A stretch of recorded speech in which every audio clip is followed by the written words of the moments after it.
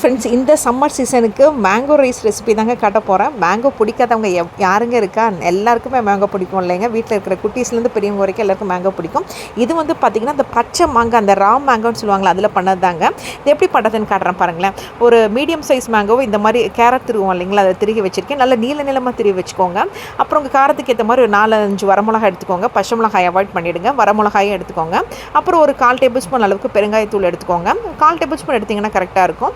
அப்புறம் பார்த்திங்கன்னா தாளிக்கிறதுக்கு கடுகு 1/4 டேபிள் ஸ்பூனும், உளுந்து பார்த்திங்கன்னா 1/4 டேபிள் ஸ்பூன் கொஞ்சம் அதிகமாக உளுந்த பருப்பும், உப்பு பார்த்திங்கன்னா 1 டேபிள் ஸ்பூன் அளவு உப்பு எடுத்திருக்கேன். இது பார்த்திங்கன்னா பிங்க் சால்ட் தாங்க எடுத்திருக்கேன்.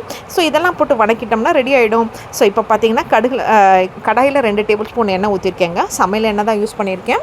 ஸோ இது எண்ணெய் நல்லா சூடானதுக்கப்புறம் பார்த்திங்கன்னா ஆஸ் யூஷுவல் பார்த்திங்கன்னா கடுகு போட்டு நல்லா பொரிஞ்சதுக்கப்புறம் உளுத்தம்பருப்பும் போடணுங்க. இது நல்லா லைட்டாக ரெட் ஆகிறதுக்கு முன்னாடியே நம்ம வந்து துருவி வச்சுருந்தோம் பார்த்திங்களா, அந்த மாங்காய் இதெல்லாமே போட்டுக்கலாம். பட் அதை போடுறதுக்கு முன்னாடி ஃபஸ்ட்டு வந்து பெருங்காயத்தூள் அதெல்லாமே ஆட் பண்ணிக்கோங்க.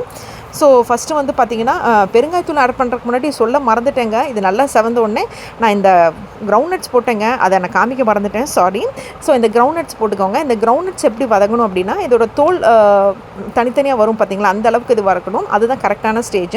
சில பேர் வந்து பார்த்திங்கன்னா வதக்குன்னு எடுத்துருவாங்க. ஸோ அந்த ஸ்டேஜ் இல்லாமல் ஸோ அந்த தோல் தனியாக பிரிஞ்சு வரும் பாருங்களேன். அதில் நான் காட்டுறேன் இதில் உங்களுக்கு இந்த வீடியோலேயே.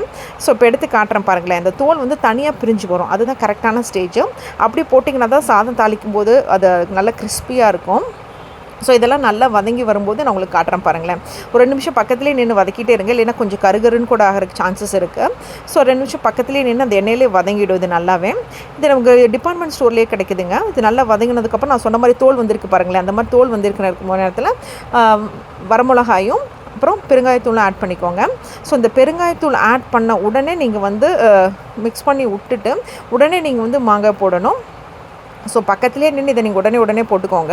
இது ரொம்ப நேரம் விட்டிங்கன்னா அது அந்த பெருங்காயத்தூள் ஒரு மாதிரி ஆகிடும், அந்த ஸ்மெல் பிரிஞ்சு ஒரு மாதிரி ஆகிடுங்க. ஸோ பெருங்காயத்தூள் போட்ட உடனே ஒரே நிமிஷத்தில் வந்து நீங்கள் மாங்காயும் போட்டு நல்லா ஃப்ரை பண்ணிக்கோங்க. அது கூட வந்து பார்த்திங்கன்னா மஞ்சத்தூளும் ஆட் பண்ணுங்க. ஸோ இந்த மஞ்சத்தூளும் கிரவுண்ட்நட்டையும் நான் மிஸ் பண்ணியிருப்பேன். ஸோ அதனால் தான் உங்களுக்கு திரும்பவும் சொல்கிறேன். ஸோ கிரவுண்ட்நட்டும் மஞ்சத்தூள் ஆட் பண்ணிக்கோங்க. அதை நான் காமிக்க மறந்துட்டேன். ஸோ இதெல்லாம் போட்டு நல்லா மிக்ஸ் பண்ணி சிம்மில் வச்சுட்டு நல்லா வதக்கி விட்டுட்டே இருங்க. இது நல்லா வதக்கி விட்டுட்டு நீங்கள் வீட்டில் பண்ணுவீங்க பார்த்தீங்களா, அந்த ரைஸையே போட்டு மிக்ஸ் பண்ணிங்கன்னா ரெடி ஆகிடும். இப்படி தான் நான் பண்ணுங்க. நீங்களும் மேங்கோ ரைஸ் பண்ணிவிட்டு டேஸ்ட் பண்ணி மறக்காமல் சொல்லுங்கள்.